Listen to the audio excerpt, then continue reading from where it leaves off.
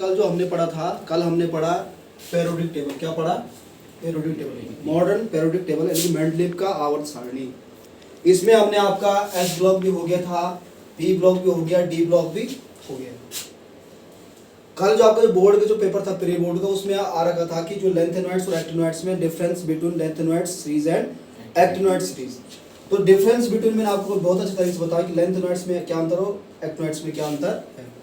फिर जो P block है, पी ब्लॉक मैंने कहा कि टोटल कितने 37 एलिमेंट्स होते हैं किसमें? पी ब्लॉक में। अब 37 में से 30 जो होते हैं आपके वो होते हैं नॉन मेटल्स। क्या होते हैं? Non metals. और जो 7 है वो क्या होते हैं? मेटलॉइड। कौन कौन है? बोरॉन है, आपका जो सिलिकॉन, जर्मेनियम, आर्सेनिक, एंटीमनी, टेलोनियम और पोलोनियम। ये 7 जो एलिमेंट्स हैं आपके मेटलॉइड्स होते हैं। बाकी जो 30 बचे, ये 30 आपके नॉन मेटल्स हैं। क्या है? नॉन मेटल्स है। डी ब्लॉक में आपके 3 ट्रांजिशन इसके टीवी क्रोम फिकोनी क्यूजन एजर नव मोटक रर पैज कैड हापता अला अला यहाँ से हो ला हप्ता पटाउज रियो ला हप्टाउज रियोसिस इन पटाउज, यहाँ तक थोड़ा। ये 3 ट्रांजिशन सीरीज हो गया। एस ब्लॉक जो है आपका हेलिना की रव से फरियाल और फर्स्ट ग्रुप इसे बोलेंगे क्षारीय धातु। कौन से धातु बोलेंगे? क्षारीय धातु। सेकंड ग्रुप आपका बेटा मांगे काला शर्ट बाप राजी। ये हो गया एस ब्लॉक का दोनों तत्व। पहला वाला क्षारीय धातु। एफ ब्लॉक में देखेंगे आप एफ ब्लॉक जो है आपका, उसमें आपके 2 सीरीज, एक लेंथेनॉइड सीरीज और एक्टिनॉइड सीरीज।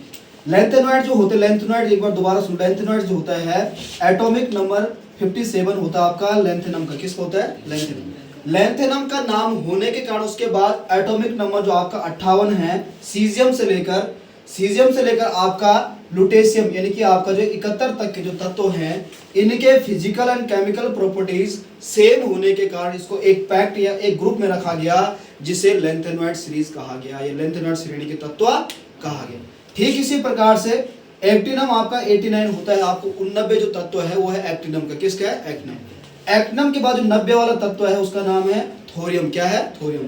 थोरियम से लेकर और आपके 103 यानी कि लोरेंशियम तक के जो तत्व है, पूरे 14 जो तत्व है, इनके फिजिकल एंड केमिकल प्रॉपर्टीज जो होगी वो लगभग क्या होगी? सेम होगी। इसलिए इसको एक पैक्ट या एक ग्रुप में रखा गया जिसको नाम दिया गया एक्टिनॉइड्स। एक्टिनॉइड इसलिए दिया गया क्योंकि जो है 90 से पहले जो नाम है उसका एक्टिनॉइड का है और एक्टिनॉइड के बाद जो सीरीज है वो इसलिए उसका नाम क्या रखा गया? एक्टिनॉइड्स। अब याद करने का तरीका क्या है? याद करने का तरीका देखो, formula. Sita Prasad and Poonam Sharma Europe गए तभी डायरिया हो और तुम अभी लौटो। लेंथेनॉइड सीरीज पूरा 14 तत्व याद हो गया। एक्टिनॉइड सीरीज का क्या? थोड़ा पापड़ और नापो, पुराने आम कम बिकेंगे, कॉफी ऐसा फरमाओ, मैडम नाश्ता लाए। हो गया क्लियर? एक लाइन में ये पूरा याद होगा, एक लाइन में इनके 28 तत्व आपको याद हो चुके हैं। ग्रुप नंबर 13 बैंगन आलू गाजर इन थैली। और ग्रुप नंबर 14 कहे शिव जी सुनो प्रभु, कहे शिव जी सुनो प्रभु। अगला ग्रुप नंबर 15 नाना पापा असलम सब बीमार। ग्रुप नंबर 16 जो है ओल्ड स्टाइल से टेपो। अगला है फिर कल बाहर आएगी आंटी। और ग्रुप नंबर 18 है हीनी अरकर 0 रन आउट। पूरी आउट सारणी 118 तक हमें याद होगी। अब देखेंगे फर्स्ट ग्रुप और सेकंड ग्रुप आता है एस ब्लॉक में। ग्रुप नंबर 13 से और 18 आपका आता पी ब्लॉक में। ग्रुप नंबर 3rd बी से लेकर और आपका जो है यहाँ पे 8 बी है, 3rd बी छोड़ो, तीसरे से और 12 तक का जो ग्रुप होंगे वो आपके डी ब्लॉक में। पहला और दूसरा ग्रुप एस ब्लॉक, तीसरे से 12 तक का ग्रुप आपका कौन सा?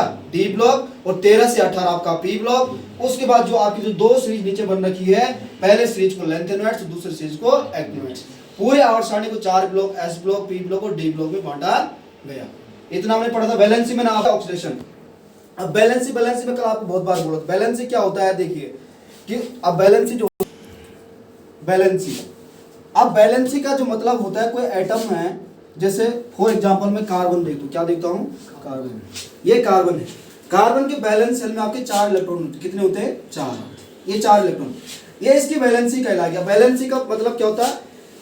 किसी एटम यानी किसी परमाणु के बाह्यतम कोश में उपस्थित अयुग्मित इलेक्ट्रॉनों की जितनी संख्या होगी वह उस तत्व की क्या कहलाएगी? बैलेंसी कहलाएगी। The presence of atoms outermost shell, any atoms, the presence of outermost shell, the presence of unpaired electron। किसी परमाणु के बाह्यतम कोश में उपस्थित अयुग्मित इलेक्ट्रॉनों की संख्या जितनी होगी वह उस तत्व या परमाणु की संयोजकता कहलाएगी। क्या कहलाएगी? संयोजकता। बैलेंस शेल ऑफ इलेक्ट्रॉन भी बोल सकते हैं। जैसे देखिए ऑक्सीजन है, अब ऑक्सीजन की क्या होता है, ये पेयर होता है, ये भी पेयर होता है, और दो इसमें क्या होते हैं, अनपेयर होते हैं। अब ये जो अनपेयर है, पेयर मतलब जोड़े में, दो तो जोड़े में है और दो क्या है, अयुग्मित है, जोड़े में नहीं। तो ये जो दो इसकी जो ये है, ये इसकी दो क्या है, इसकी वैलेंसी की -2 इसकी वैलेंसी हो जाएगी। वैसे सल्फर है आपका, सल्फर के बाह्यतम कोश में आपके 6 इलेक्ट्रॉन रहते हैं, दो जोड़े में रहते हैं, दो अनपेयर रहते हैं। तो इसकी क्या हो जाएगी, बैलेंस। जैसे हमने बनाया H2S, हाइड्रोजन सल्फाइड का जो फॉर्मूला है ये इस प्रकार से देख लें। यहाँ पे सल्फर है आपका, दो जोड़े में होता है इस प्रकार से, और यहाँ पे दो अनपेयर्ड है। तो अनपेयर्ड के साथ इस प्रकार से आपका एक एक हाइड्रोजन जुड़ जाते हैं, क्या जुड़ गया, एक यहाँ जुड़ गया, तो यहाँ पे इस बॉन्ड बन गया, इसमें भी आपका बॉन्ड बन गया। तो इस प्रकार से आपका बन जाता है H2S, हाइड्रोजन सल्फाइड। ठीक है, तो इस प्रकार से जो वैलेंसी है, वैलेंसी मैंने क्या कहा कि किसी तत्व या परमाणु के बाह्यतम कोश में, पहले न्यूक्लियस है, पहला कोश, दूसरा कोश। ठीक है, अब जैसे कार्बन के पहले कोश में आपके 2 इलेक्ट्रॉन, पहले में 2 ही रहते हैं, दूसरे में कितने रह सकते हैं, 8। तो 2 इसमें आ गया, एटॉमिक नंबर कार्बन का 6 होता है, मास नंबर आपका 12 होता है। तो 2 इसमें आ गया, अब कितने बचे, 4। तो 1 2 3 और 1 4। अब बाह्यतम कोश में 4 इलेक्ट्रॉन जो हो रहे हैं वो इसकी वैलेंसी है। क्या है, वैलेंसी है। और एक आपका हाइड्रोजन हो गया और दूसरा आपका हीलियम हो गया। इन्हें 2 को छोड़ करके ये हमेशा एक अपना और पूरा करता है, इसके पास 2 ऑलरेडी होता है। इसका मतलब जो बाह्यतम कोश है वो पहले भरा हुआ है, पहले न्यूक्लियस है, वो पहला कोश है, पहले कोश में 2 इलेक्ट्रॉन है। ठीक है, दो इसका एटॉमिक नंबर और 2 इसमें इलेक्ट्रॉन। अब जो बात करते हैं, इन दोनों को छोड़कर जितने भी है वो हमेशा अपना ऑक्टल बनाना चाहते हैं। क्या बनाना चाहते हैं, ऑक्टल रूल। ऑक्टल रूल मतलब अपने बाह्यतम कोश में अष्टक नियम है, न्यूलैंड्स का अष्टक का नियम है, 10th में वो न्यूलैंड्स का अष्टक नियम। न्यूलैंड्स का अष्टक नियम क्या कहता है कि किसी भी तत्व के बाह्यतम कोश में वो अपने 8 इलेक्ट्रॉन रखना चाहता है। कितने, 8। और बाह्यतम कोश में जब 8 इलेक्ट्रॉन पूरे हो जाते हैं तो उसकी वैलेंसी हमेशा क्या हो जाती है, 0 हो जाती है, वैलेंसी हमेशा 0 होगी। इसलिए जो ग्रुप नंबर 18 है, हीनी, अर्कर, जीरो, रनआउट, इन सबके बाह्यतम कोश में, आउटर मोस्ट सेल में आपके 8 इलेक्ट्रॉन हमेशा प्रेजेंट रहते हैं। इसलिए इसकी वैलेंसी हमेशा क्या हो जाती है, 0 हो जाती है, 0 हो जाती है। अब ये कार्बन है, जैसे मैं कार्बन के आपको